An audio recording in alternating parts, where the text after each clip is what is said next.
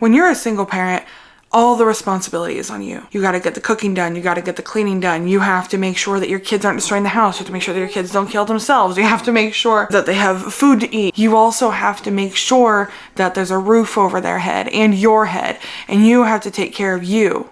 Yes? I love you so much. I love you too. You can play on the Xbox. And when you try to work, you get interrupted all the time. That's why I wanted to talk about the realities of being a single mom and actually getting the work done. Hey guys, my name is Carly Lynn. I am a single mom. I also am a freelancer where I help content creators repurpose their content. I have a business, a podcast, I have a clothing line, and a published journal that helps survivors of abusive relationships. It's a lot to take on, it's a lot to keep up with, and while I don't always complete my to-do list at the end of every day, I manage to get shit done. So I want to share with you how I have managed to do the single mom thing and run multiple businesses while also starting a creative endeavor. The number one thing that you have to realize and accept, and this is something that I'm working on too, is that not everything is going to get done. I hate to be the bearer of bad news, but I truly believe that balance doesn't really exist. At least when your kids are younger, or if you are starting a new project, if you're starting a new business, balance isn't really a thing because you are one human and you have the same 24 hours in a day and you do not have unlimited energy. So some things are going to kind of slide, and that's okay. That doesn't make you a failure as a mom. It means you're a friggin' human. Laundry is going to pile up. I have 2 baskets of laundry out in the living room that I need to get put away. Dishes are going to pile up. Sometimes things are going to be a mess. Sometimes you're going to look and realize that there's been like somehow the living room exploded and you don't know when it happened, but it looks like it hasn't been cleaned in 30 years. And that's okay. And then there are also going to be times where the house is clean and things are good and you're going to fall behind on things you need to do for work. Whether you work for someone else, whether you work for yourself, having that expectation ahead of time is going to help you a lot. It's really helped me manage my expectations because I am someone who wants to be perfect at everything all the time.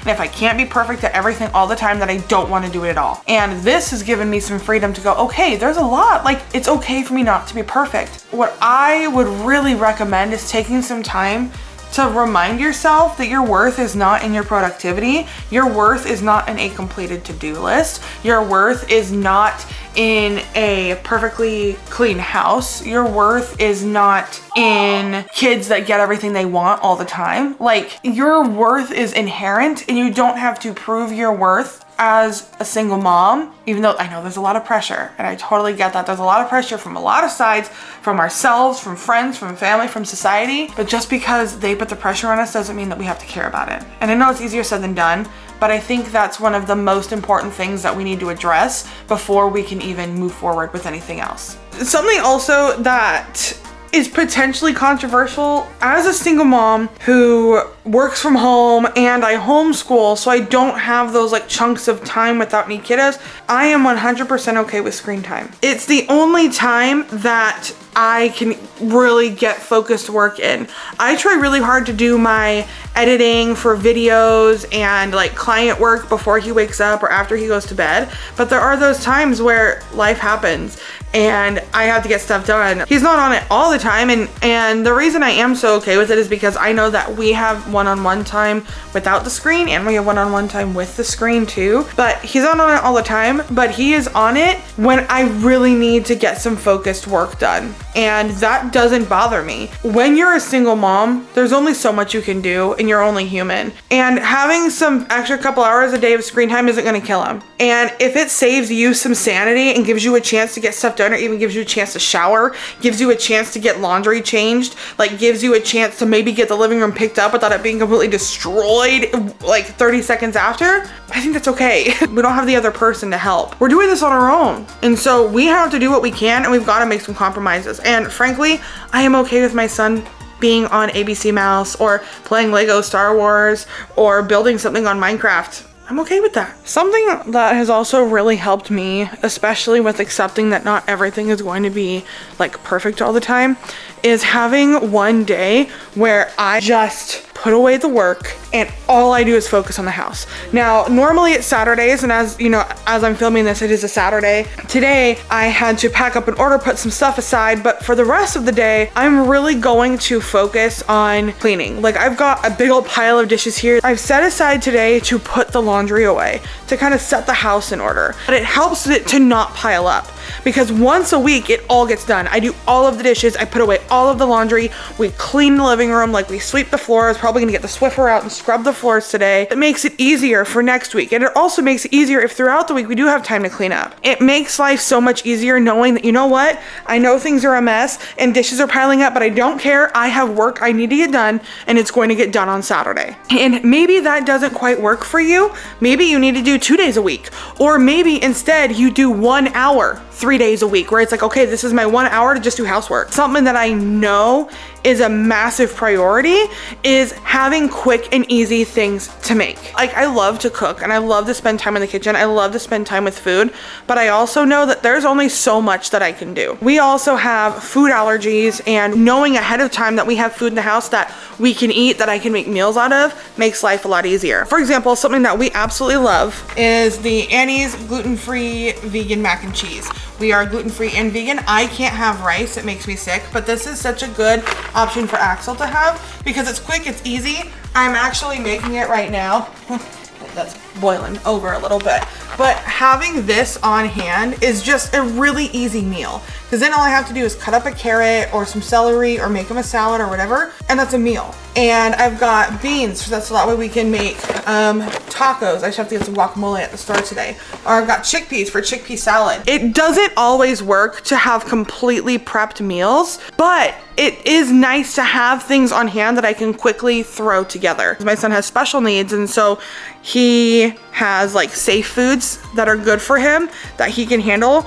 And so having a lot of those on hand makes my life easier, because then I'm able to go, okay, making macaroni and cheese for lunch is gonna take me 20 minutes.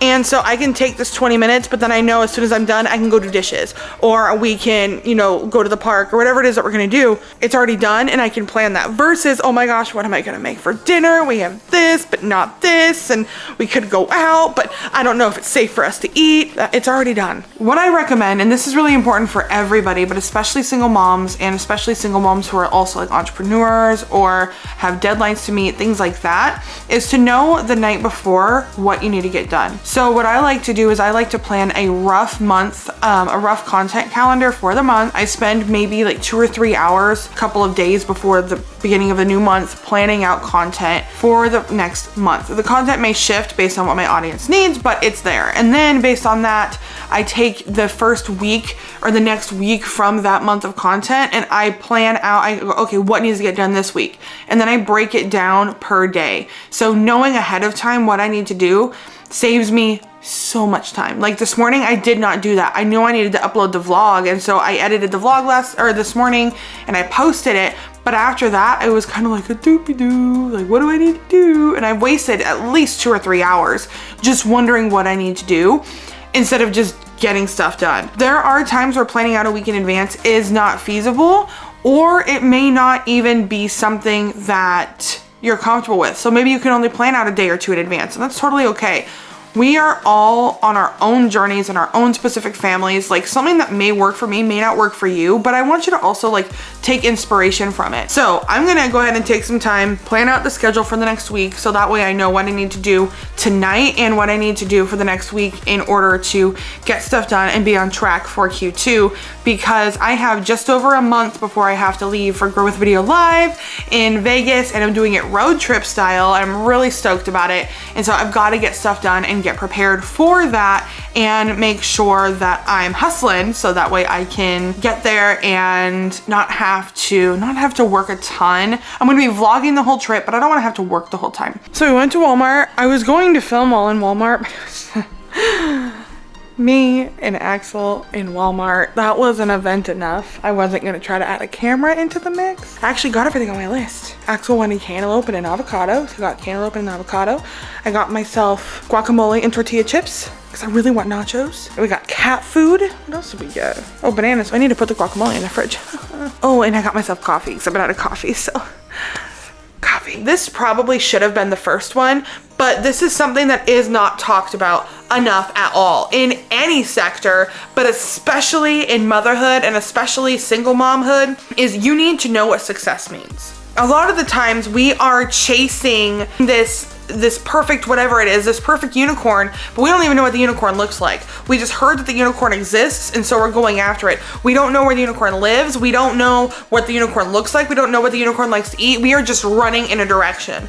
And when you don't know those things about the unicorn, you're never gonna catch the unicorn because you don't know what the heck you're doing. That's what we're doing as moms when we don't know what success means. That's what we're doing as moms when we don't know what that thing is that we want. And the reality is that we may not even know what that is. For one of my clients that I do freelance repurposing work for, she said in one of her videos to ask yourself on a scale of 1 to 10, 10 being absolutely perfect and 1 being absolutely terrible, where are you? Like, figure out where you land on that scale, whether you're a 3, whether you're a 9, whether you're an 8, or whether you're a 5. Write that down and then ask yourself what a 10 is. Ask yourself what that perfect world would be. And don't scoff at this either. Like, really take this seriously. Ask yourself, what is that perfect world? Like, what is a perfect 10? And then once you know what a perfect 10 is, you know what to strive for. And that may change based on the season that you're in. If you've got little kids, it may just be making it to bed before 2 a.m. And that's a 10. That's perfectly fine.